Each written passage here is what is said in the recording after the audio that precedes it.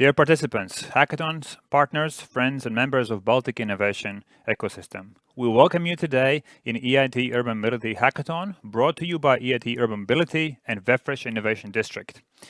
Our hackathon, Mobility Hackathon, is the first event of this kind where we tackle challenges in the city and try to connect them with innovation ecosystem, where startups, scale-ups, and just early ideas in incubation try to provide solutions for a better, cleaner, and smarter mobility in our cities. That said, our overall aim is not just to tackle city challenges in Riga, but to activate and facilitate ecosystem across the Baltic cities. While we do kickstart the hackathon today, our biggest aim is EIT Urban Mobility Incubator, which kicks off in June and is going to last up until October. So why Incubator and why would you care?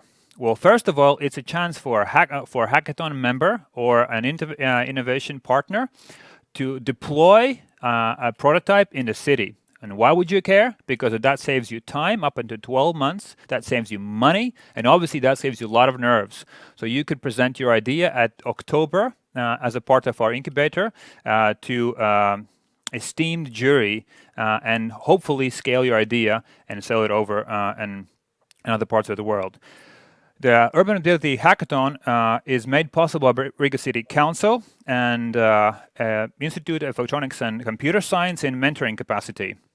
And obviously, last but not least, Teikums, the best co-working space in Riga, where the teams that are participating in Hackathon and Incubator are going to be working from June until October. As far as our agenda today, the Hackathon and its prize, lofty €6,000, is made possible again by EIT Urban Mobility and our lead partner, Embassy of the Kingdom of the Netherlands, Latvia Mobile Telecom, and Accenture. So we have two components. Make sure that we are on the same track here. We have Hackathon today that we are launching today, and Incubator, which we're starting in June. As for today, we have festive introduction from our honorary guests.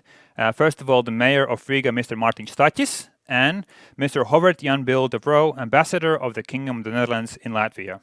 After our opening speeches, we will proceed to an intensive session about urban mobility in Europe by a fantastic panel constituted by Mr. Ger Baron, CEO of Amsterdam, Sanneke Mulderink Scholten of Transfer and Links Capacity, and Ben Huba from Risk Manager at EIT Urban Mobility. So without further ado, I will gladly give the digital floor to Mārtiņš Staķis, Mayor of Riga. Mārtiņš, the floor is yours. Thank you so much. Mr. Ambassador, dear participants, organizers and supporters of Urban Mobility Hackathon. The data and information revolution also opens the door to a mobility revolution in the world cities. Smart mobility means that we will move in an environmentally friendly way. And it also means incorporating with the video technology into our mobility habits. It also means less traffic jams and more space and fresh air. Lot of things are possible. All that necessary is appropriate knowledge, information, creativity, and entrepreneurship to implement and develop the car sharing, e-car, e-mobility, and new public transport integration solutions in a city. In February this year, Riga joined the Paris Climate Declaration, which envisages achieving climate neutrality by 2050. The Mobility Incubator is one step towards achieving this goal, and in a public-private partnership. The sooner our entrepreneurs and students will focus on tackling the pollution from mobility, the greater the chance of creating exportable solutions that in the future can be adopted by cities around the world.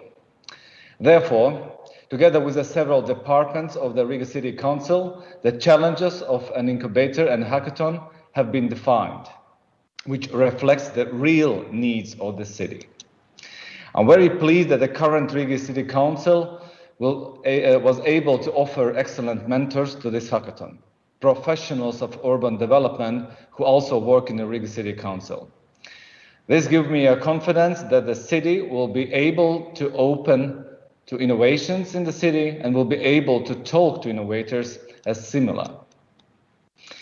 New modes of movements are rapidly developing in Riga and other cities around the world.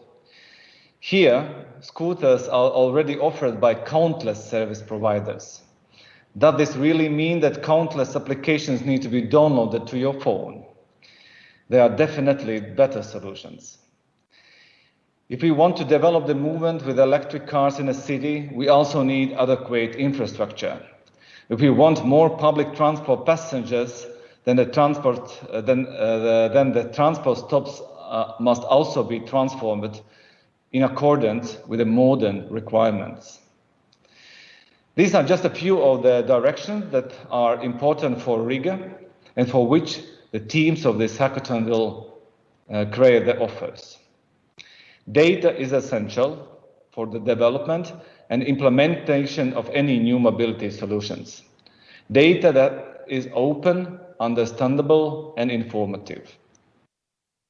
I am aware that Riga still has a lot to do in this area, but this work has begun, and I can promise you that the results will follow. Currently, an open data working group has started its job to develop proposals for the open data system in Riga. As much as possible, data should be publicly available. That is my conviction, and that is what this working group is doing now and working for. If the city will do his homework, then we can count on more and more local mobility solutions to be offered to us by the private sector and simply creative people and activists. And then Riga will only have to implement these solutions in the urban environment.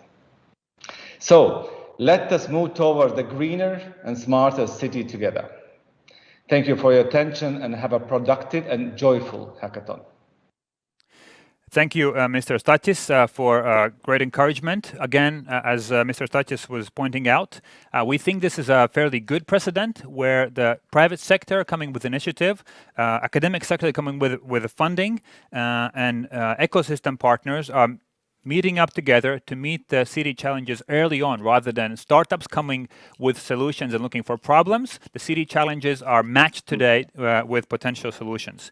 So we hope that these words will come to fruition in the next 3 days where the hackathon teams are working hard to make sure that we're tackling some of those challenges for the greener future. As for the next speaker, I will introduce Govert, Jan Bijl of Vroe, Ambassador of the Kingdom of the Netherlands in Latvia. Mr. Govert, the floor is yours. Thank you, Viesturs. Dear Mr. Staķis, dear ladies and gentlemen, and dear startup enthusiasts, I'm happy to speak to you today at this opening ceremony, and I'm also very happy that my embassy is the lead partner in this event, the Urban Mobility Hackathon. Maybe I can briefly take you to where I am at the moment, at the Dutch residence in Riga. It's based at Balastadambis on Chipsala Island. The mayor knows the area quite well, I think.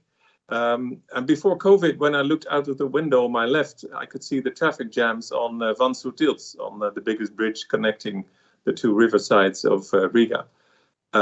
Because the number of vehicles on Riga roads is just staggering. A bit less so perhaps now because of COVID. But improving mobility in our cities has become more urgent with the growing impact of climate change and with all these cars on our roads. We aim to reach the target of climate neutrality by 2050, and the transport sector alone accounts for 20% of total CO2 emissions. So clearly, there is a growing demand for innovative and smart mobility solutions. And innovation and mobility are topics that the Netherlands knows about. With 23 million bicycles and just 17 million citizens, the Netherlands has long been linked with sustainable transportation. In 2019, my government pledged that all new passenger vehicles will be emissions-free by 2030, including a shift towards more efficient public transit and cycling options. But Dutch mobility solutions are not limited to cycling. They cover all areas of mobility from autonomous vehicles, AI technology, and future travel, to name just a few. Now, this hackathon will have a Dutch touch. Mr. Ger Baron, Chief Technology Officer from the City of Amsterdam, will be a keynote speaker. Also present at our opening ceremony is Sanneke Mulderink from the startup Transer. We're also glad to have as Dutch mentors Cornelia Dinka from Amsterdam Smart City and Lior Steinberg from the urban planning company Humankind, and Rick Roeske from Hart Hyperloop.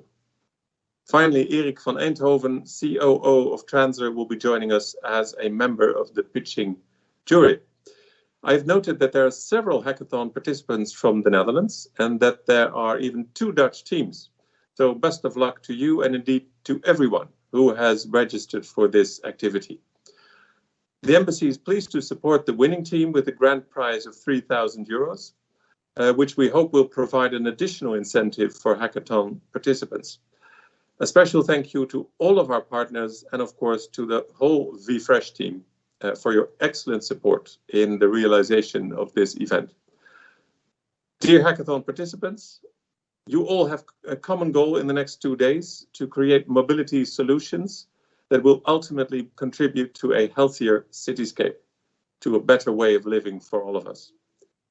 For this, I really want to thank you. And I do, of course, hope a hope expressed also by the mayor just now that you will enjoy this urban mobility hackathon. Thank you. Thank you, Mr. Jan-Wilbert Vroe, for this lovely, encouraging session.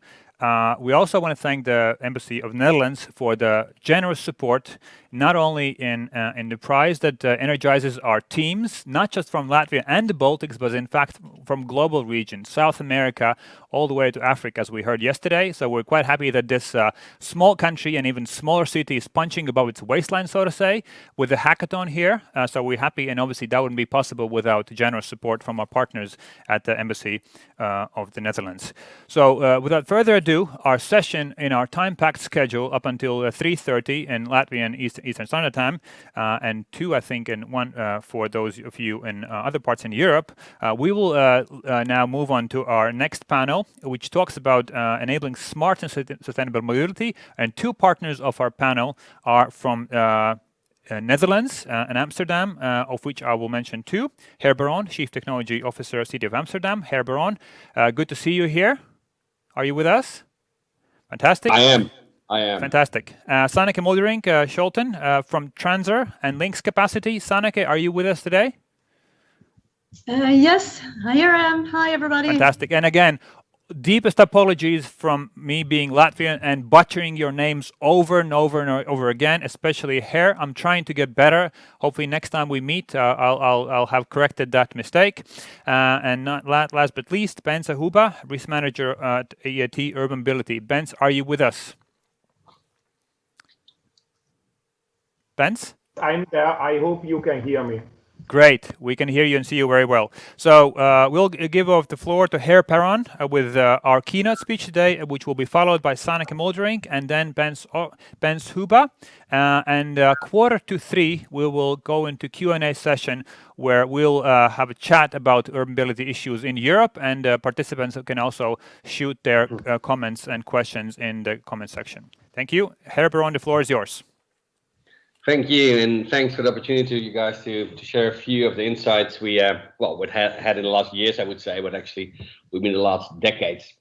My name is Ger. I'm the Chief Technology Innovation Officer from the City of Amsterdam, so I'm not the traffic department or whatever, and I think that's rather actually appropriate because I would say we need to not only improve our mobility system, we need to reinvent, redesign our mobility system. So a bit of a context and a bit of a few things we are trying to do at the moment, but there's a lot of more work to be done. So what's the next generation of mobility? And in our case, in a 750-year-old city, almost in 3 years, we celebrate our 750th. So hopefully everybody can travel again to Amsterdam again to celebrate.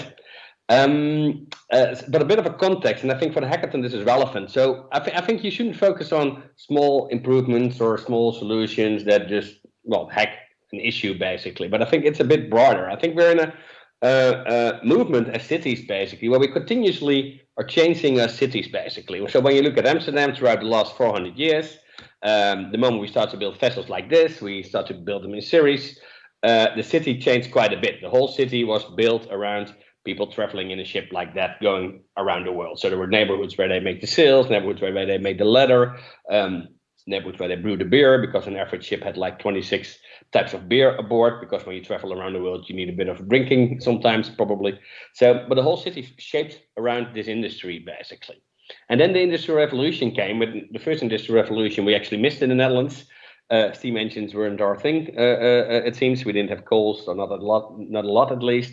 We did have windmills, though, on the other hand, which are currently, well, I would say, returned, basically, to our landscape. But cars came into the Industrial Revolution, and all types of companies like Shell and KLM, etc., but also cars came in.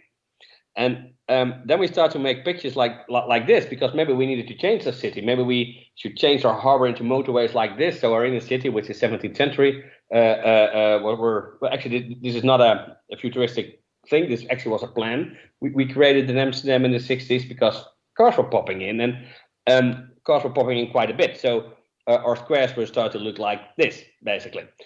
Cars were everywhere. And this is the beginning of the 70s, I would say. I wasn't born, at least.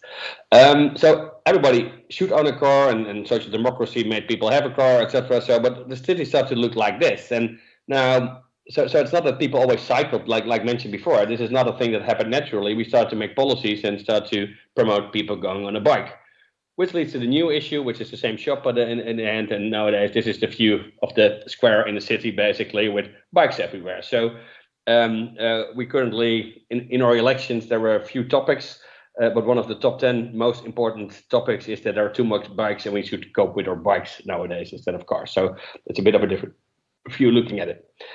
And now we're in a world where, after the ships in the 16th century Industrial Revolution, we're now in a new revolution, which is the, well, let's say the digital revolution, internet revolution. And this is changing everything we do. So it also will mean that we need to redesign the systems, the infrastructures in a city. And this will follow the movements that come from the industrial thing. So when you start to think about it, I mean, the impact of, example, given car sharing is not only that people start to find different business models, start to use platforms, or your travel will be different, but also will have a tremendous impact. And in this case, it's an opportunity for us to get rid of these design mistakes we had in the 80s, where we actually started to put in cars everywhere and parking lots, etc. When you nowadays ride the canals, you're looking at license plates everywhere, basically. But when you start to think about mobility in a different way and see a platform as a starting point and create an ideal situation, I'm not sure if this actually is going to happen. This street will be refurbished more or less like this. We have a totally different way of looking at your city. So it's a tremendous opportunity for us also to change the city and make it greener and create more places to play, etc. Because when we do this properly, we probably would have less cars that need to be parked everywhere the whole day in front of your door. So thinking about this, for us as mobility, is not only about a platform or a car or a bike, but it's about public space, it's about a city, and how the city can be transformed in something that will be, well, let's say, more livable. And I would say we change a few mistakes, we repair a few mistakes from the past in that perspective. To do so, you need a bit of a vision where you're heading to, basically. So is that actually, I mean, bikes and pedestrians are centric. And then comes public transport, and then comes your own car, etc. And then we have car sharing, etc. on a large scale. It's not a program we put in as a city, but we do accommodate and facilitate nowadays, I think, 11, 12 sharing car programs all around the city. I mean, shared bikes, shared scooters, etc. But also being a platform for mobility as a service, etc. So it radically needs something from our city. We need to create new places, logistic hubs, e-hubs, where people can charge their vehicles, etc. So we're changing quite rapidly. So the digital revolution and the data coming with that is key. Well, we used to have as a city, I mean, the physical infrastructure in the public space, and we created streets, etc. Now we need a digital infrastructure as well. So startups or people who join the hackathon who can play a role in this digital infrastructure will help us, because city management is not something you do every 10 years, creating a new parking lot, creating a new road, whatever. City management nowadays is with real-time data and what's available where. So you want to make sure traffic goes to the city based on real-time insights, going to an empty parking lot, not going to an empty road, and not into a traffic jam or to a parking lot that's not available. So real-time information is key. This also means the city needs to play a role in it. So one of the examples we've done last year is to work together with the World Economic Forum and also with Uber about, hey, when companies like Uber are going to drive in a city, we actually want their data because we want to know that there are no empty taxis driving around our city. So this is now a list of principles we're sharing with all the taxi companies, and we make them to get a permit to share their data with us, example given. We also share data with Waze, with Google, with Here, and with TomTom. So all this together with all these companies, we now say, hey, we need to play a role in the data system, and then we can start to actually not only aggregate the data, but then actually we can start to make sure we're going to use it differently, create dynamic policies, dynamic traffic management, make sure the networks are in place, and integrate the systems of public transport and private transport. And make sure residents, actually citizens, will have a nice journey based on convenience, but also on insights that are based on real time. And we're not going to build everything ourselves. We want to connect to the layers of Waze and Google and whatever, and Uber, etc. But we do want to play a role in the data layers in between, because we do want to know what happens, because the city does play a role. So what we saw is that a lot of people actually just literally happened that people actually called us to say that there was a one-way street, but on Google Maps the street wasn't one way, so the city did probably something wrong. Well, we need to get a role a bit back again in the task we have with regard to traffic management. But digital first, and we do need the data. So in every concept, hopefully you start to think about it, that data being collected in the public space should be shared for the common good as well. So from our perspective, we elaborate on a lot of things. Basically, we think our role is in facilitating citizens and entrepreneurs, making sure that data is not being stolen, integrating the several mobility systems is a role we should play as a city. Should maybe we get analysis and insight. Should make sure there's a network available, and then we start to use the data and make sure the system will be resilient. So this is our thinking, more or less, basically, and hopefully this is not that different from for Riga and other cities, because it seems logical that these topics play a role in every city. So from a hacker point of view, or a hackathon, you're not a hacker. People who join hackathons, I'm not sure what are hackathonians, probably these things are relevant. And then one of the other things, when you start to work in the public sector, I mean, we did a lot of startup programs. Startupresidents.org is our program, but it's also about scaling up. So make sure you come up with a proposition that's not only an idea, but also will lead to some kind of an innovation partnership with the city. Cities are not that good in partnerships. We used to pay money and get something, but really push for the collaboration with the city and make sure you link to that data, you link to the purpose, you link to the civil servants, and actually push that as well. So a bit of money and an idea is not enough. Really make sure in the mobility field that you team up with the city and actually make sure you get this on paper as well, because nothing more flexible than civil servants and a new political idea. So you really want to make sure you link to a few people and get their support in terms of people as well, I would say. So one of the things we now doing is scale up in residence, which is about scaling up. It's partnership, putting it central. And then we now did a first round where we actually said we want to follow visitor flows, how they come to Amsterdam, how they get over from one modality to the other. And now we work with these three companies, these three consortia, I should say, to work on. But this is a 1-year project or 2-year project for sometimes even, because making something that works takes time. So getting an idea is great, but realize that you probably need to work for the next half year or year. And when you work a lot with the government, maybe 2 years, to really make it happen and to scale it, basically, which is a bit different than e-commerce or any other sector. So these are my 2 cents, basically, for as a start for the hackathon, and we in the panel later on maybe for questions. But I mean, this is my 2 cents to give you. Think about a new system, not about improve it a bit, but really start to think radical, and then realize that it also takes time to make it a success. Thank you, Ger. This was forceful. This was powerful for the 15 minutes you had. Fantastic. Thank you so much. I think that's the kind of energy we're looking forward for the hackathon.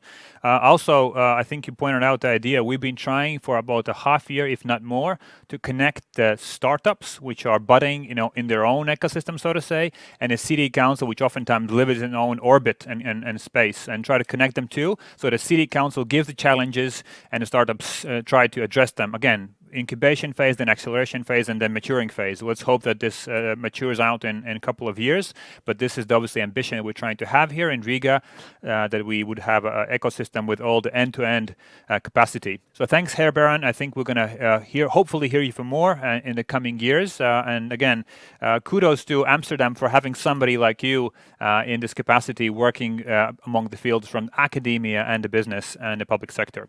As the next speaker, we'll have Sanneke Muldering-Scholten, representing Transer and Links from the private sector, and how the private sector and bigger small companies can make a dent in this next decade, where I think quite a few lofty goals have been made across Europe with the climate neutrality and greener cities.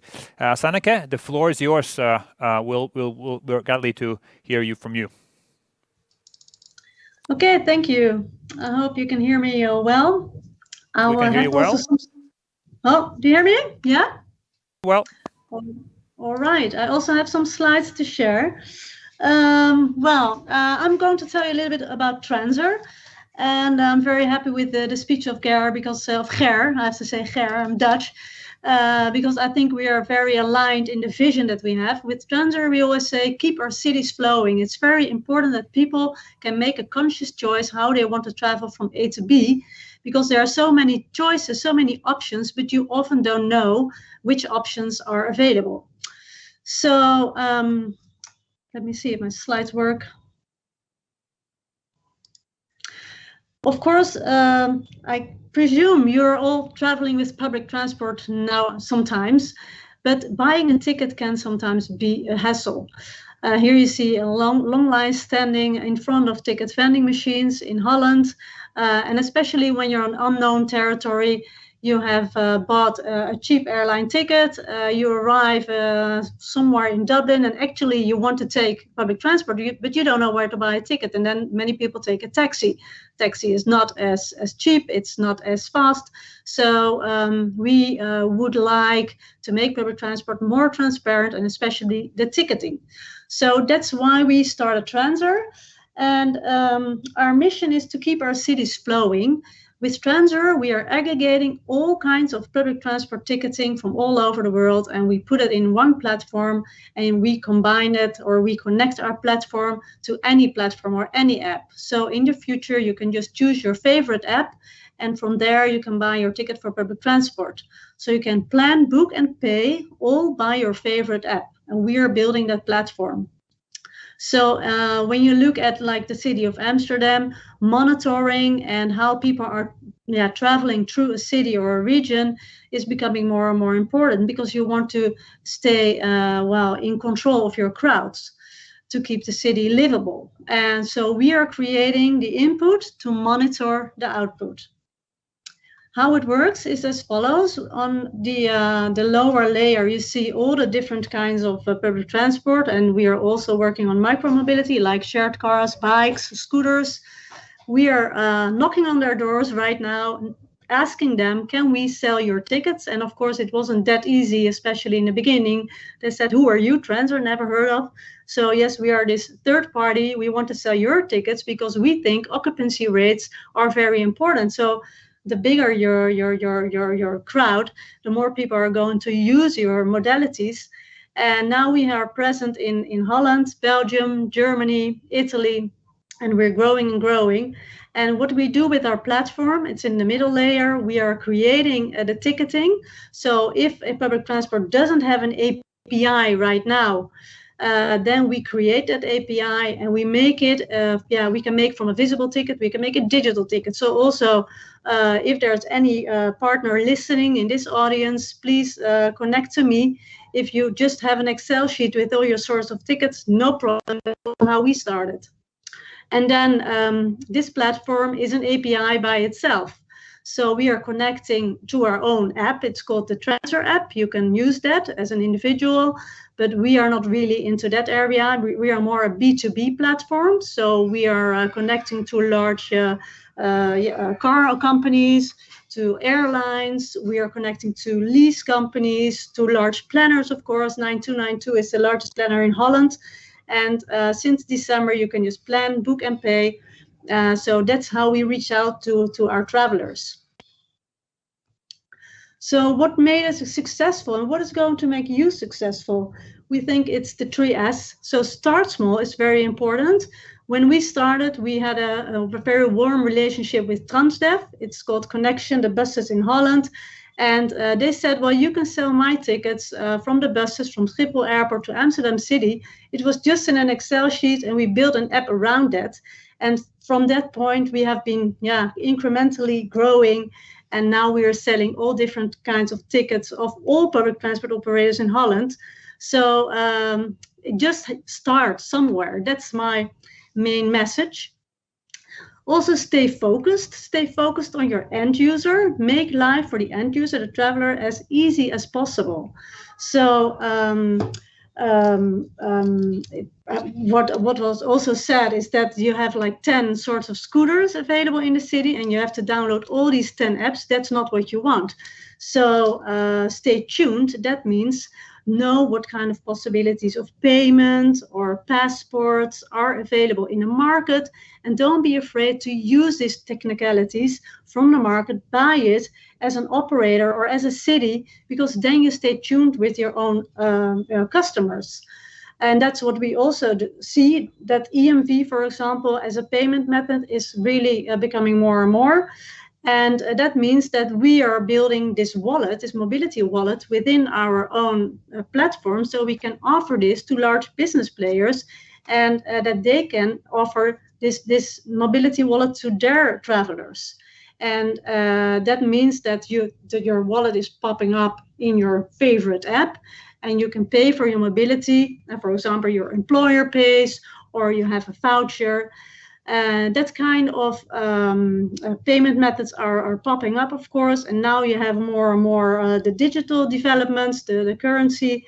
So stay tuned and grow with the market, and especially, I would say, especially to the cities, don't be afraid to lose your customers, because they will stay within your environment, within your city. But reach out to third parties so that they can help you to monitor your livable cities and to monitor crowds. And there's one thing that we also see happening, as there is a lot of assets really popping up in the cities. When more and more scooters are coming, ask the data in exchange, so that you stay in control and that you can make a choice every year. This scooter business is going to stay, the other one not, because the occupancy rates are not high enough. And that's what we would say, the 3 times S: start small, stay focused, stay tuned. And we wish you all a lot of luck, of course, with monitoring your region. Thank you. Thank you, Sanneke. I think this is some really lovely insights from people on the ground working with these things practically. Me as a customer, I completely share what your sentiment with trying to catch a ride and trying to navigate the maze that is Barcelona or airport of Paris. So I think this is absolutely on point there. And really great that you're also giving pointers to our hackathon participants. Again, just to say we're being watched live right now on Facebook. We have more than 650,000 100 people watching us, not thousands just yet. But again, thanks for the pointers. I think this is great. And again, for those of us watching us, we're going to have a small, short discussion with Ger, Sanneke, and Bens in 10 minutes. Where we wrap up, and I'll try to be your conscience and try to ask some grilling questions to our lovely panel members. Thanks, Sanneke. Our next and last speaker for this session is Bens Huba, risk manager at IIT Urban Mobility. Bens, are you with us? Let us kick it off with our last presentation. Thank you. Let's go. Thank you. I hope you can hear me and you can see my slides. Absolutely. We can hear you well and see you well. Thank you. Okay. Thank you very much. So first of all, in a Dutch session, I have to confess some things, because I'm Hungarian and I'm coming from a pan-European organization, but by EIT Urban Mobility, in the preparation phase, we have had 2 very strong cities who were competing where should be the HQ of EIT Urban Mobility. And these cities were Barcelona and Amsterdam. And in the end, Barcelona is the HQ, but we have very strong support from Amsterdam, as a co-partner for us. We have very good colleagues from Amsterdam, and we are having also one of the offices in Netherlands, in Helmond, close to Eindhoven. So Eindhoven and Amsterdam are two very highlighted cities for us, and also the head of the managing board and the head of the supervisory board are Dutch people by us. So we are having also this Dutch connection. And where we are, we are the largest urban mobility community, and we are innovation community. We are the youngest EIT community working across Europe. And as I told, our HQ is in Barcelona, but we are having offices in Helmond, in Copenhagen, in Munich, and in Prague. And what we are doing, what is our main goal?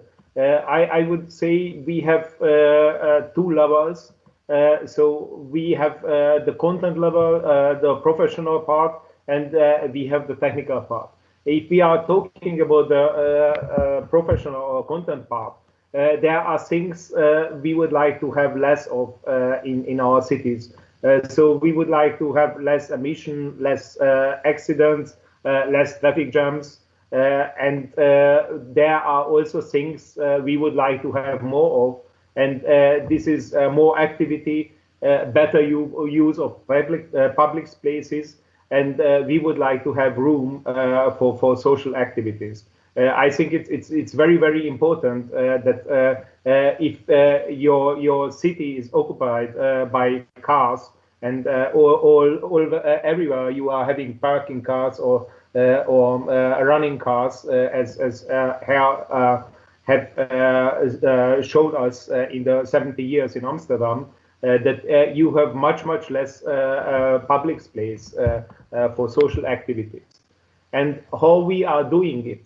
So we are having this technical level to boost the innovation. So as all the innovation committees of EIT, we are having three main territories: the academy to support the education and to break down the silos, and also to educate professionals later on. We are having our business creation activities to create and support new companies, and we are having our innovation activities to justify the new solution, implement them at least as a pilot, to get accepted, because I think it's very, very important, the acception by the citizens, and last, to scale up. For this scale up and for the support of the cities, we are having a special body. It's called Factory, and with Factory we would like to give our solutions to the cities. And we are having also a special body. It's called City Club, and we are working with the cities also as some they are defining our challenges, but they are also verifying our solutions. So it's very important for us to have cities on our side, and I think this is a huge added value what we can offer to the startups, because to work with cities as a small startup, in many of the cases it's not really easy. But we are trying to make this bridge between startups and between the cities. So it's a boost of innovation. But the main question was to me to speak about how we can imagine the future in 30 years. So I don't have so good answers than Ger had. But I think that if we thinking about how was it 100 years before, I think that everybody was estimating and calculating the number of horses what will be used for in 20 years, 30 years for transport, and now we are not having any horses. So we don't know what will come, but we have some good guesses. So we know that it's quite sure that the transport will electrified and emissionless, or at least local emissionless, on different level, on the public transport level, by the cars, but also by micromobility and also by the cargo. Should it be trucks or should it be maybe drones? We all are also quite sure that autonomous solutions will be part of our future, by cars, by drones, and it's already given since years, for example, by subways. We are sure that these solutions have to be seamless connected, as we have seen by Transa now. So public transport with micromobility and cars with each other. So there are several solutions, but we should also focus on that and not forget that we are innovating and we are having new technologies. But a very, very important part of our city mobility should remain the active part. And I think that in the COVID times, we see that we need activity, and because of that, we shouldn't forget also the old-fashioned ways. But maybe we can offer some new solutions also for these old-fashioned ways. So thank you very much, and I'm very happy that we can cooperate, and I wish you a lot of success to this hackathon. Thank you. Thank you, Bens. Thank you live from Budapest.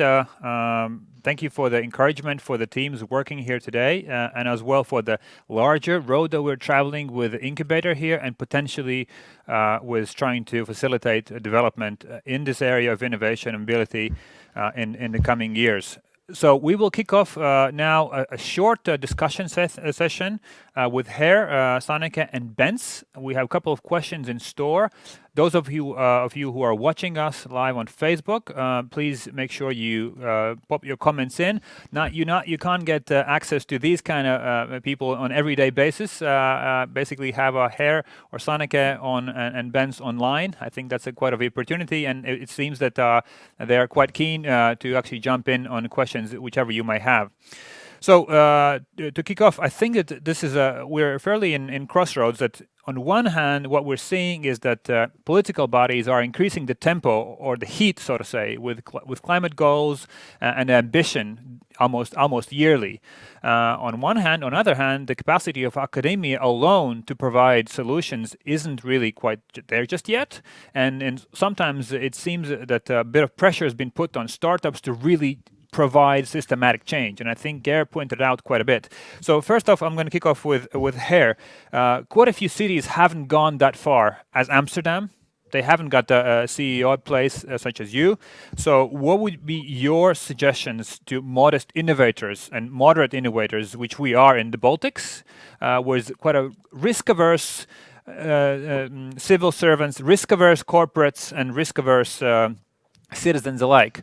Where would you suggest we start with data gathering management in the layers that you just pointed out in your presentation? Well, I would say it helps when you start. I mean, when you will be a startup, you would start small and scale fast, probably. I mean, same in government.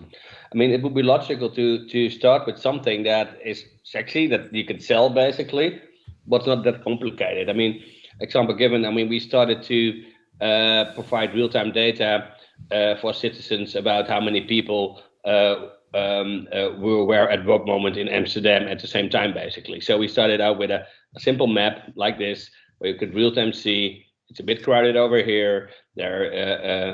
For the rest, it's really crowded in the shopping mall over here, etc. So we started to make something that was visible for everybody. So everybody started to understand, hey, the concept of data. So then I started to talk with our mobility people, with our law enforcement, with all types of other people, and giving a simple tool. This is it. Start to work. So start with something that's small, that's sexy, you could explain, and something like real-time crowd. COVID times, that's very relevant, at least, helps as well within the government. You're on mute, I think. Oh, sorry. Someone will unmute me? Okay, thank you. Okay. I'm just...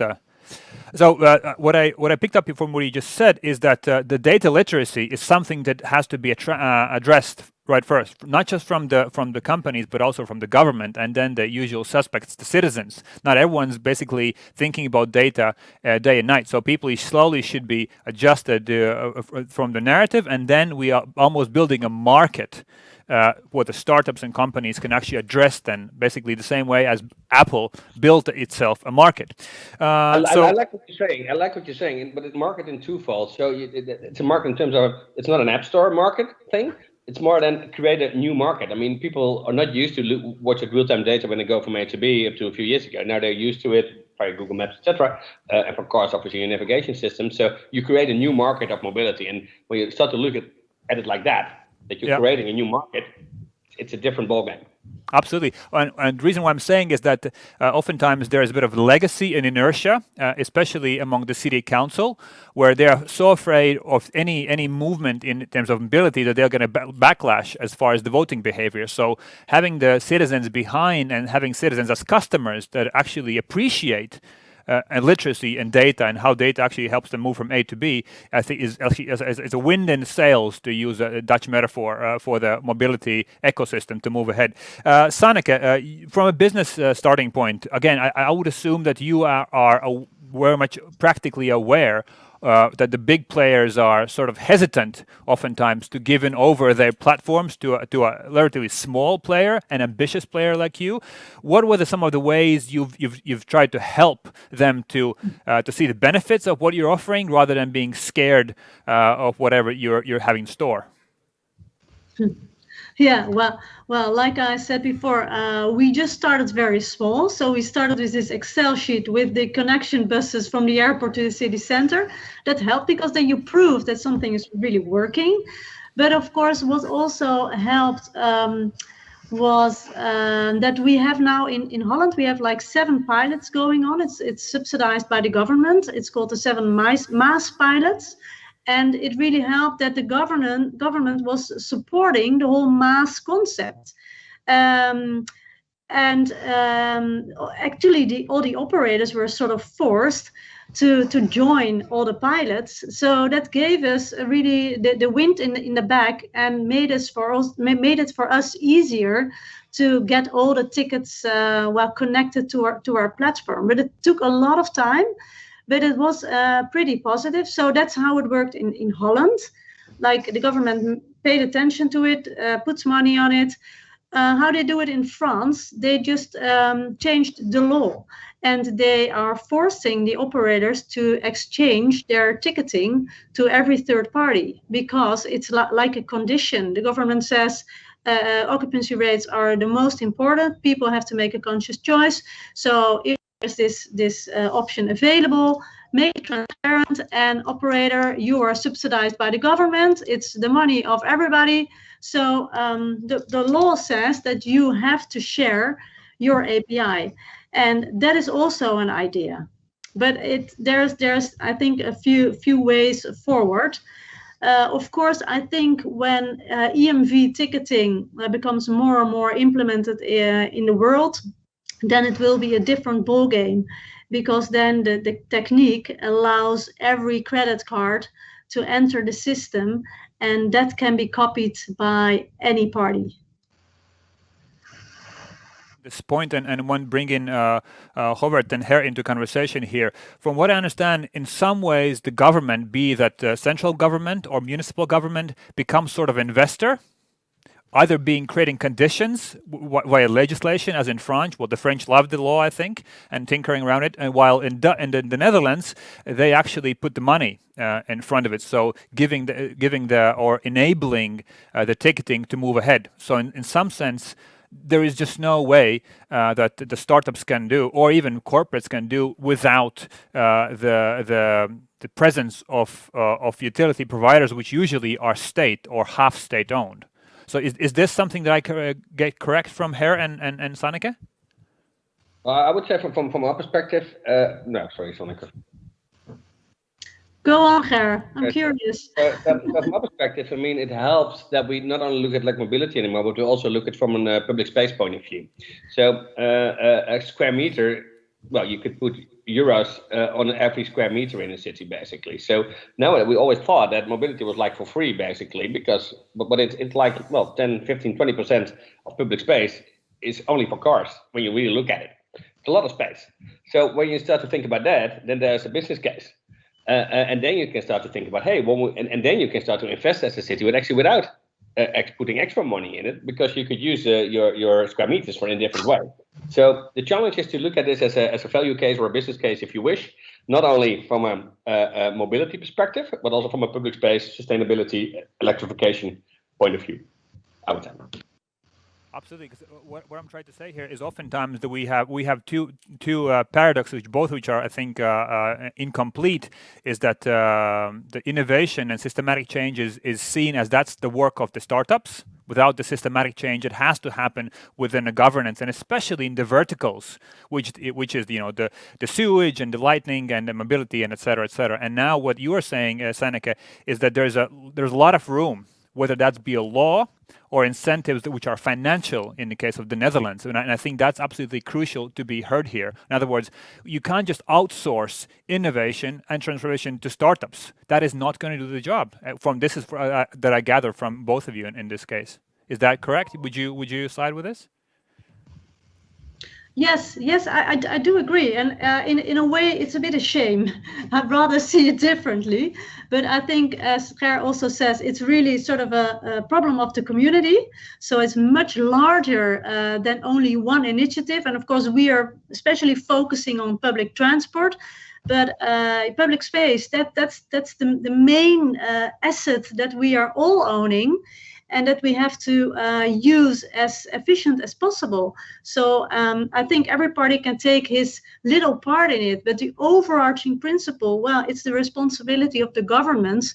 So I think there's a large responsibility there to co-create and to make business cases. The layers of data. Oh, so again, I'm muted again. I don't have the. All right, I'm back. Thank you, Saneke. Anyway, just going back to her slide with the layers of data. Some of them come from Google. Some of them come from Waze. Some of them come from the mobility providers. And I think obviously it just shows that that quite a few partners have to participate. Bence, back to you. So you are working with all these parties: the city club, the academia and educational sector, which is oftentimes either very far ahead with stuff in crypto and quantum physics, or they're quite behind with ancient literature. So how do you see from perspective of a community builder like yourself, where you have academia and public sector, and then the very fast, move fast and break things type of crowd in startups? How do you have them work together in some more of a mannered, more rhythmic capacity? What's your experience, again, looking from the European perspective? Yes, so EIT is working always with the solution called knowledge triangle integration. So we would like to have all these players in the same project, because all these players have different point of views and different, they can take different risks, and they can add a lot if they are working together. But normally you have to incentivize them to work together, because without it's much more easy for the universities to work with universities, and they without this push they don't start projects together. But we would like to push them. We would like to have them together. We would like to have them discussing the solutions and the problems and the options. And we would like to have the young ones, the startups, also on this table or by this table. Bence, I hope can you hear me now? Yes. Good. Bence, I'm coming back to you via her. And I think I second this opinion that the municipality is a hard client to have, because they're picky, they're big, they're slow, and they have a lot of money. Would you say that startups are happy to fall in the arms of a large municipality in one of the big cities I would say they would be happy, but it's not so easy. So, as Ger told us, cities and municipalities and also public administration normally they are trying to avoid risiko, and because of that, one solution can be that you are doing business as usual, because if you are doing the same as before, there is less risiko. But there is also other way that if you are involving your citizens and you are having good citizen engagement, and you know that what you are doing is really for the citizens, and the citizens are supporting you, the risiko is not so high for you, because you are working for them who were elected you. So because of that, I think citizen engagement can be a very crucial and key part for the cities to have the justification that they should move. Absolutely, Bens. Ger, back to you. We have 2 minutes to wrap this up. Is that the case from your experience, that relationship with the city council is a tough love for a startup? How would we try to encourage that? Because I mean, sometimes, not all cases, but there's a bad reputation for the city councils across the board going around, and some advices, they say, avoid municipalities at all costs. And I don't want to badmouth anyone. This is just the word on the street is out there. Ger, what is your opinion? How do you have less of the tough love? I would say I can understand that fully, basically, because obviously we're have our own bureaucracy, and bureaucracy is in many ways a good thing, because it also means that you're make it transparent and democratic, etc., etc. But I understand that, actually, and it's also because a lot of cities, and we only for a small part, for a large part not, don't have the mechanisms in place to work with a startup. I mean, the way we ask tenders, the way we ask a solution to the market, we don't put a problem into the market. So, I mean, you can find ways to collaborate with a city, but cities should invest in that as well. I mean, and for a startup, it's I'm just reckoning that sometimes a bit slow and people change their minds. I mean, that's the way it is, but we really should push other cities to change their minds. We trained 200 people on lean startup, example given, civil servants, just to understand how startups work, and that's different than policy making. Think about these things. So we had over 200 people trained on lean startup just to understand how a startup thinks, but even then, it's still complicated because you have your budget rounds, etc., etc. But do try. I mean, and in the end, civil servants are nice people. Thank you, Ger. I think a bit of cultural change is necessary, as you said. We're slowly growing there. We have half a minute left there. So, any final advice for the hackathon and participants out there working and slaving away for the next 48 hours in brutish conditions? Any last tips and suggestions for the teams out there before we continue? Ger, Sanneke, Bens? I would have one, but not just for the teams, but you have told us that there are very many people hearing us. So we are having now our calls open by EIT Urban Mobility. So please go to eiturbanmobility.eu site and check our calls, because we are looking for new solutions, and maybe we can do something together. Thank you very much. VEFRESH brought you here. Thank you. Ger and Sanneke, any last tips to startups? Well, be creative. Good luck, guys. Thanks. And Ger? Yeah, don't be too incremental. Make it a bit more ambitious. Thank you, guys. Again, thanks so much for our Dutch team. Thanks for our lead partner and lead sponsor, the Netherlands Embassy here. Thanks, Sanneke. Thanks, Ger. Thanks, Mr. Govert, and thanks, Bens, for your participation. I think it was a great panel. We're on time. I think this is great energy for the hackathon participants and the 600 people that are watching us live on Facebook. Thank you so much. Have a great day and stay safe. And we'll probably talk with you soon. Thank you so much. Thank you very much. Thank you. Thank you. Bye. Our session led by the Embassy of Netherlands is now coming to close. Yet we have half an hour of conversations with mobility ecosystem partners from the Baltics, which we will convene in literally 10 seconds. So we have 3 participants. Today, Zane, Vajare, Startup Wise Guys. Zane, you can hear us well. We can see you well. Zane, are you with us? Great. We have Donat Pomeroy from Visio from Vilnius. Are you with us today? Yeah, I'm here. Hi. Great, fantastic. You have great connection, no lagging at all. And Karen Burns from FEMA from Tallinn. Hi, how you doing? Great. Good to see you guys. So this little talk for half an hour, we're gonna try to energize the people working in the teams for the hackathon. I'm sure all of you guys have done this before. Something that probably mixed feelings, quite a bit of energy, but also quite exhausting and also sometimes a bit panicky. So I know how you feel, and we hope that that you can convey that in the suggestions and advice that you can tell us to our crowd. So let's kick off with a short introduction, probably 20-30 seconds. Who you are, what do you do, and why do you think this is changing a bit of our mobility issues? Okay, let's kick off with Karen.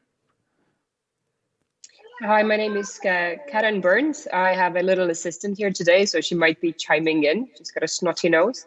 But I'm the co-founder and CEO of FEMA, and what we do is we take in real-time video feeds and turn them into data, actionable data. And what sets us apart is that there's no additional hardware installations required. It's GDPR safe, and it's self-setup. So essentially anybody can set it up. It's software as a service. So we're kind of democratizing computer vision AI from anybody from urban tech, public sector organizations, retail centers, and so forth.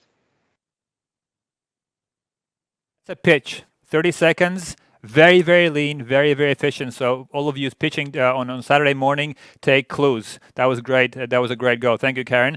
Zana, by the way of Riga, Startup Wise Guys. Hi everyone, great to be here. I have to apologize, my internet has been not with me the whole day, but here representing Startup Wise Guys, which is Estonian born, but one of the biggest accelerators and investors in early stage startups in the whole Europe. We actually just counted and we think we're the biggest suddenly. We have invested in a few mobility startups, so definitely interesting to look at what's out there. And personally, I'm also a huge hackathon fan and enthusiast. So I'm very excited and really cheering for all of you guys who are here to actually build something in the next 48 hours. Thanks, Zana, and thanks, Startup Wise Guys. And thanks to internet. He's been slaving away for more than half a year now, 24 hours 7 for all of us to make this happen. So best of luck for no lagging today with you, Zana, and the rest of you guys. Donat Viezo from Vilnius. How are things there, and what you guys are offering here? Right. So hello, everyone. My name is Donat. I represent Startup Viezo. I'm co-founder and CEO there, and we're developing vibration energy harvesting technology. So basically technology which is converting vibrations into usable electricity. And the main goal of it is to power the wireless IoT sensors in the dynamic industry. So our major focus is the railway segment, where we are about to power the sensors which will make the trains safer, faster, and more efficient. Well, guys, I mean, I'll try to keep up with your efficiency and the level of lean for each sentence which is being said in this discussion. You guys are literally under 20 seconds, and we'll have this fast panel. And by the way, your sound is very crisp. You've got some high-tech gear over there, Donat, don't you? No? It's just the Mac. Oh my, man, that sound is, there's no lagging. Maybe there's a special Vilnius internet right there. It's fantastic sound. Anyway, enough of that. So let's kick off with the first thing. All you guys, to an extent, I mean, in some way, all the startups are smart city startups because we're all in cities. But let's zoom in a minute. Where do you think that the main challenges in your sector? Let's not talk about all the things that are happening in the world, but in a sector you're doing, Karen, and AI and machine learning and insights, and Donat and harvesting the energy. And Zana, what do you, being from an oversight helicopter view, what do you think the main challenges in your field that you think that are the most pressing right now, and what do you think the startups are doing to give a dent there? Let's start with Karen. Let's keep the rhythm going. Great. Obviously, there's multiple challenges. One that we have been kind of coming up against is around people not really understanding what AI can do, what it cannot do, how safe it is, and what it can be used for. So the worries perhaps around Big Brother, surveillance, and so forth, especially for us because we work in computer vision, and then the kind of case around, if people don't believe you, it's very hard to overcome that belief. But also the COVID acceleration into starting to harness AI digitalization more, and then to kind of pick up the speed. And AI is not something you can just slap on in any organization. You have to have had a lot of work done in terms of digitalization and educating your organization on how to use technical tools for them to even be ready to grasp what AI is and how it can deliver value to us. Prior to launching FIMA, we were actually an AI consultancy. So we were fishing for a product through consulting work. And one of the things we used to say is that if there's any other way you can solve it, use that. Don't use AI. So AI just for AI's sake is still not something that we would recommend. So it's interesting to see how organizations now actually get themselves not just AI ready, but also data ready, and kind of past all of those hurdles they need to get past to start using AI. So I think there needs to be an education piece around that before any work can really be done. So to wrap up, there is almost nearly superstitious objections regarding the AI. Second, there is the culture or ecosystem where AI has to fall in order to make the most of it. And third of all, I mean, it takes a bit of time, and you'd rather do something else than pick up the whole heavy lifting to gather insights. Thanks, Karen. I'll come back to it because I think this was quite exciting. Donat, from your perspective, of the IoT sphere is obviously bustling and bubbling, and you are part of that conversation there. What's the biggest challenge you see in that area in a similar fashion that Karen just explained? So basically, the problem we're targeting is that currently most of the wireless IoT, which is being deployed not just in the mobility, but all across various industries, it is powered by batteries, which is completely okay. Batteries are a great solution.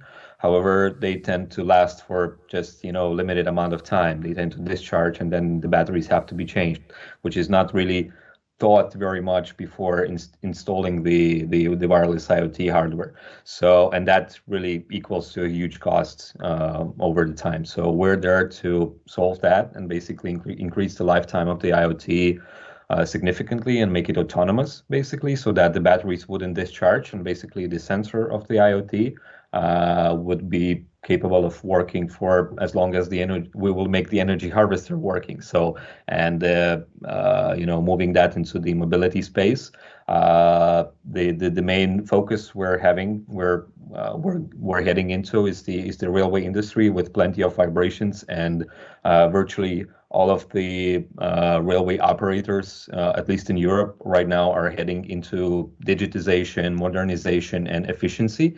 So they really want to make their trains efficient, fast, cheap, and so that they wouldn't be spending time in the depots, and there would be virtually zero derailments. So basically the railway would be the fastest, the safest, and the cheapest way of transport. So that's where we are heading, and those are the issues which we're trying to solve.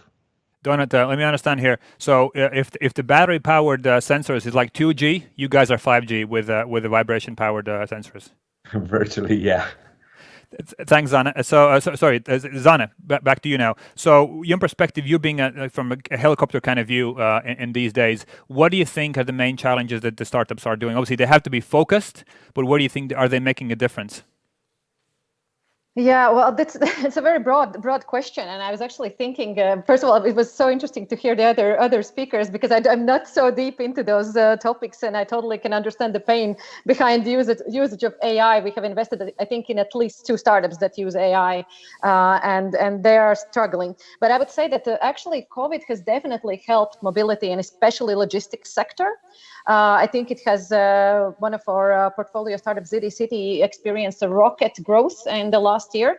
But I think there's a lot of bottlenecks created because of the large volumes of packages that need to travel. And it would be very interesting to see if there can be, small, very focused solutions to actually help that. We all know how we're waiting for Omniva packages for forever, right?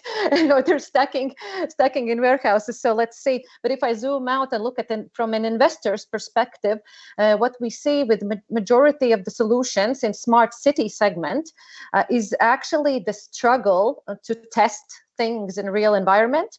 And definitely also collaboration with the municipalities. And I heard already previous speakers touching upon it a lot.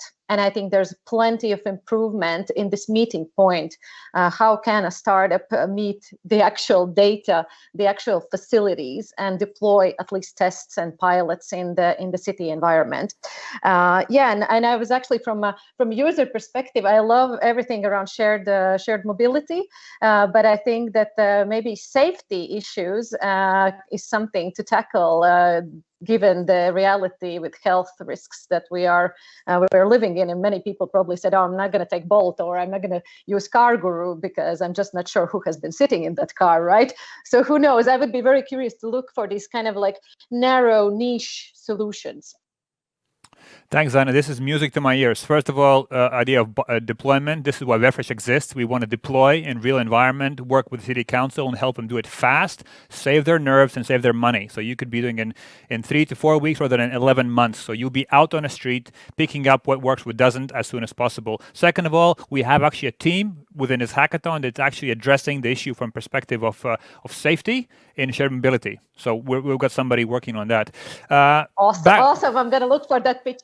Yeah, that's a team from Stockholm School of Economics. So they're on it. Back to Karen. So, I mean, there's been a lot been said about the Baltics on one hand being fast and furious as far as the ecosystem goes. Also, we do know that the corporates and also the municipalities are somewhat, slow and risk averse and a bit wary. From your perspective, I heard a bit of that people are, have the anecdotal ideas about AI. Would you say that that's a bit of a, issue that what you've been trying to, market your products and service? What has been the pickup beyond the anecdotes of people being scared of 1984 kind of scenarios? Mm-hmm. So we do work both with municipalities, local government bodies, and businesses. We obviously do not prefer, again, chiming in with the previous discussion, working with public sector organizations because the decision making takes too long. And being a startup, your investors will not want you to completely build your business case on a public sector offering. It's just a non-starter. However, we do work in both spaces, and there's been a massive cliff actually between whether it's a public sector or private sector organization on their AI and IT literacy. So there are those who really understand it and know what they want out of it, are ready to utilize. And then there are those who are still reliant on old IoT devices and so forth, and don't understand what the added value of AI is. Karen, just to follow up on this a little bit. On one hand, we have a solution where startups are saying, get your act together, municipalities, public clients, and then once you're ready, we'll come back to you when you have your act together. I mean, have you been working with public sector and you've got some shimmer of hope up there that people understand what you're talking about and they're willing to change their ways, so to say, and the systematic disillusionment which happens in public institutions? Yeah, we've had to invest in it. So like any startup, we're also working on a solution that kind of doesn't exist out there before. So this is something quite new. So for an organization reliant on heavy bureaucracy and buying tested solutions, it's very hard to wrap their head around something that nobody else has bought yet and might completely pivot in a year. So that's why we've been investing into pilots. So for example, in Tartu municipality, they closed their main thoroughfare last summer for car traffic for a month. So that was a big political bit of a hot potato. And we did the crowd analytics based for that project and counted how many people actually came and hung out on that main thoroughfare. And it was a very successful project. So the city council is doing this again with us this year, and we're going to expand it. So this small pilot from last year is now expanding into quite a large public space regeneration project for the whole summer that will draw a lot of people into the city and a lot of money to the local businesses. I actually went into every single business in person to ask what the effect has been of this lockdown. And we know from other similar projects that actually small businesses win, people win, the environment wins. And so it's kind of going into these projects as a kind of a co-investor into a better public space, proving this out as part of that pilot. And then it's much easier on the back of that to go and show value to other similar clients. Oh, that's another pitch right there. It's a victorious case for FEMA and Tartu as well. Donna, back to you. If there's a conservative industry, that's railway people. Those guys see straight and no left and right and black and white. So how do you manage to talk with them that the vibration can actually be the road forward? Actually, I think the timing here is crucial. So if we were in the market like 5 years ago, we would probably be dead already.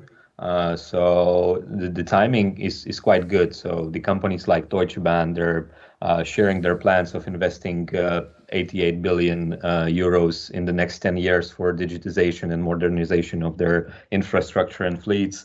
And every single company, at least in Europe, railway company, they're doing the same. So yes, we're at the very start of a very serious smartening of the railway industry. So it's not going to be easy, but we're focusing right now in the railway operators of the Western European countries, which are, frankly, more willing to and open into the innovation, as they have plenty of positions for the innovation teams, etc. And at least in Lithuania, we're trying to work right now with our national carrier of the railway.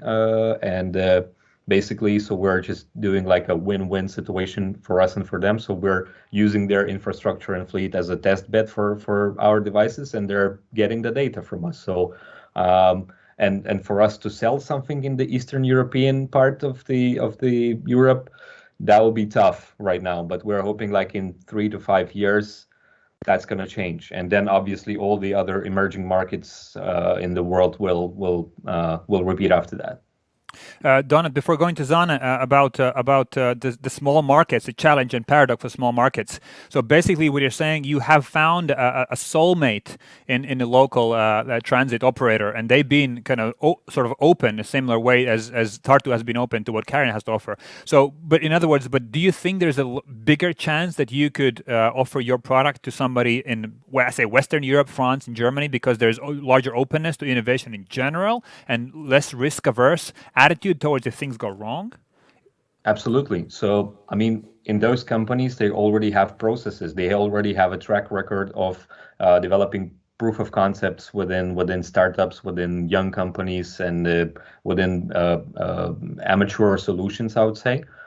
So they've already done that, and they already know how to evaluate. They already know how to move a bit faster than the Eastern railway companies, but I think that's gonna evolve step by step. So we don't need to ask too much in advance. We have to let it evolve naturally, I think. So and that's gonna come sooner or later.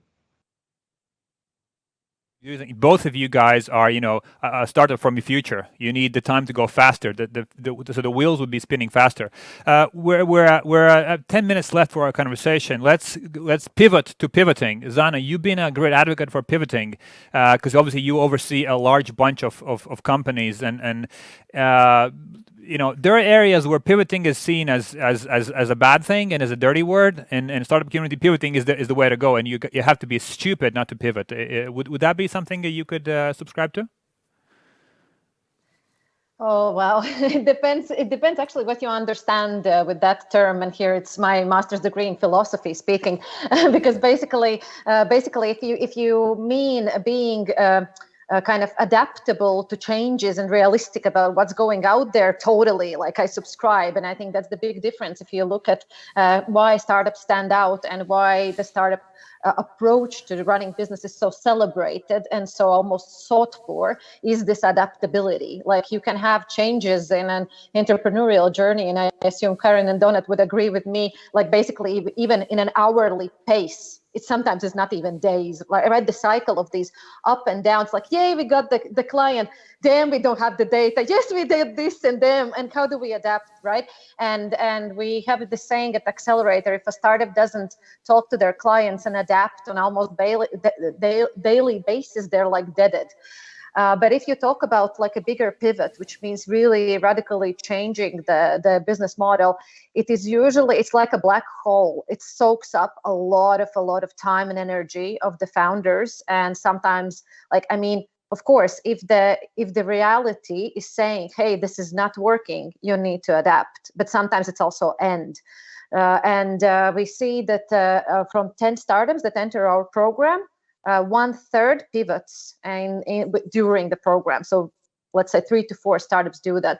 But I've seen those founders who are sitting by the table, you know, like this, and they're like, oh my God, how do we do this thing?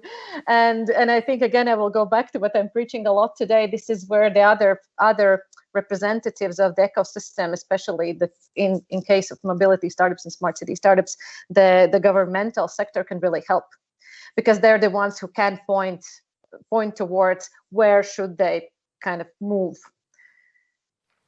Absolutely. I mean, the trouble with the public sector, they have all the time in the world. So it seems oftentimes when you're waiting for some data. Startups, on the other hand, they don't have any time because the clock is ticking and time is running out. And investors are breathing down your neck. Karen, you pivoted from urban planning into retail spaces. Is that correct? My reading of what you've done this for, and how did that? Because obviously there's a train of thought that you have to focus, and then you guys moved on where it seems to be that you are going to a different direction. How did you work out in your case? Actually had even more pivots, I think. So like I said, we started from a services company. Who's counting? Who's counting? Exactly. So to find a product to pivot to, then we did that pivot. That was hard. So I've seen other startups trying to kind of find a product and then go and do the pivot from their daily consulting jobs. It's really hard. And I think it really hit us maybe 3-4 months after it, because then the kind of trickle of monthly invoices trails off. And then you're really racing against time to get stuff out there in front of clients. Before we did what we do now, we actually were developing a QA tool for in-house AI teams, quickly speaking to clients that didn't work. So the pivot was to urban planning. And we went to Dubai, Road Transportation Authority did a big project with us there. But then COVID hit, obviously, last March. So we had to kind of quit the accelerator halfway through. And all those clients dropped off because everybody was thinking, do we shut down? Do we not shut down? Do we keep public transportation open? Do we shut, like, what? So that all ground to a halt. So we were kind of forced with COVID to kind of look at who can move fast, who would benefit really quickly from this. And that made us enter into the retail and kind of business park environment, because they needed to understand who comes into my facility, how they spend time here, and what can I offer them to increase my revenue per square meter. So that's kind of where we've been operating in that space, because that's been delivering the quickest time to value. But again, the urban spaces are still there. So they still want to come and work with us. So at the moment, we're still working with public sector organizations as well, but the focus isn't there anymore. The focus is in retail. So basically, diversified portfolio. Sort of. Exactly. Donat, we're wrapping up slowly. We've got 4 or 5 minutes left. Regarding the market fit, I mean, that's the magic word. You want to make sure that you're actually benefiting somebody, and all the talk about customer pain and da-da-da. How did you guys, what was your journey there with this rather, I don't know, for me, obscure area of, no offense, obscure area of harvesting the vibrations for IoT? I mean, that's just some really stuff out there for me. Good job, but how did you get there? No offense taken. No one really understands what we do, and we were, it was hard to develop, to raise cash for that. So there were 2 major pivots in our life. So the first one was in the very, very early days, because the original idea of Viezo was to generate electricity from the raindrops, from the rainfall. And after basically researching it for approximately 3 months with the guys from university, after plenty of laughs and silly things, we understood that the rainfall harvesting is approximately 1 million times less efficient than the solar. So, wow, like it was a cold shower, like 1 million times less. Okay, and then the engineers told us, like, okay, there is we can use the materials we have researched and to move it into the vibration energy harvesting to power the sensors, etc. So we moved there. We went into the stage of research and development. And the leap of faith was that we need to, once the product is out, we need to approach the small and medium enterprises which are manufacturing wireless sensors, and to position ourselves as a technology provider and just allow them to embed our technology into theirs and to make their sensors autonomous. So in the first quarter of 2020, we have just released our MVP, and then we have started selling some testing kits, and then we have sold to, I think, 10 companies all across the world, including several big ones. And we were like, it seems it works. And then the pandemic came. And then basically all those companies moved their innovation budgets and R&D budget into just staying alive. And the feedback we were getting, we were cold calling back then, and the feedback we were getting, like, it's cool, it's nice, we love it, but we just can't do anything. Everyone's at home, no one can vibrate and test it, so let's just leave it for some time in, I don't know when. So we had to change drastically, and that's how we went into the railway industry, where we just doing a lot of analysis and calculations where our product may bring the biggest value. So luckily our team of engineers is extremely efficient in the sensing part as well. So we have started developing our own sensors, so a complete solution for the end user, the railway industry, and that's where we are. And right now we think that due to some new additions and new information in the product, we think that really that pivot, the last pivot, really helped us stay alive, because if there would be no COVID, we would probably be also dead already. Wow, what a turn in paradox of events. So thanks to COVID, it sounds strange to my ears, but thanks to COVID, you guys are vibrating to a next level. And because obviously, COVID or no COVID, trains have to run, right? That's right. Guys, we have 2 minutes left. Zana, the teams are working hard, sweating hard, and you guys have given them extra stress about how successful you are. What would be your advice to stay alive and do something productive and meaningful within the next 48 hours? Zana, you've been through quite a few thick and thin in hackathons. What's your takeaway? And then Karen, then Donna, we're going to wrap up with you. Yeah, well, first of all, since you're probably doing it online, given the reality in Latvia and in the Baltics with the lockdown, then I would say, remember that online hackathon is a mess. Already on-site hackathon is a mess, but the online is even more so. So just roll with it, and it's going to be fine. And the second thing would be very, very realistic. What can you actually build and test in 48 hours? So don't build it all. Figure out that thing, that prototype or that MVP you can actually test and show and learn something from it. Thanks, Anna. Go ahead, Karen. Sorry. Yeah, sorry, I picked it up already. I would echo that final thought. So basically figure out where you want to be and then reverse engineer, and you'll have your roadmap for the 48 hours. So efficiency. Wow, those some pro tips right there. Under 10 seconds, you guys, you are like well-oiled machines. There's nothing above 10 seconds. You've got this inbuilt sensor that if I'm speaking above 10 seconds, this should some red alarm sounds off. Donat, do you want to? I mean, there's anything to add to this completely lean, efficient way of giving tips? That's right. So I just wanted to say that I completely agree with my colleagues. And what I wanted to add is obviously not my saying, but really move fast and break things. We have those posters all across the office, but that's really what helps us to keep that mind. So move fast and break things. That's very important. Thanks, Donat. So we've got 6,000 euros in prizes. I think that helps as well, not just breaking things, but a bit of honey in the pot. Thanks to our leading partners, Embassy of Netherlands, Accenture, and LMT. So thanks, Karen from FEMA, Donat from Viezo, and Zana from Startup Wise Guys. Thanks so much. We're on time. 3:30. Teams are working. We've got about 1,000 people watching us today. So thanks for your time and energy. Speak to you soon, and best of luck and stay healthy. Thanks, guys.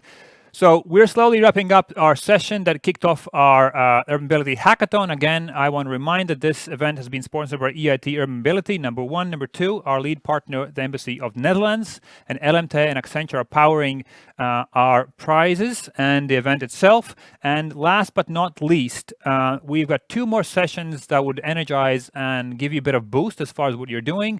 One is tomorrow, 9 a.m., which we'll be speaking about urban mobility ecosystem in the Baltics. Again, our ambition and drive is not to speak just about Riga or Latvia, but the Baltics at least.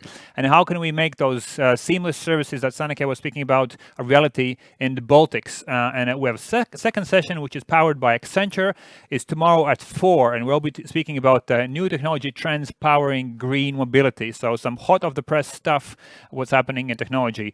Last thing before you guys kick off with your future work and teams. The team organizers are available in MS Teams calls for those teams which have not been set up, or the teams which are still looking for the sweet member to make a complete Zen in your team.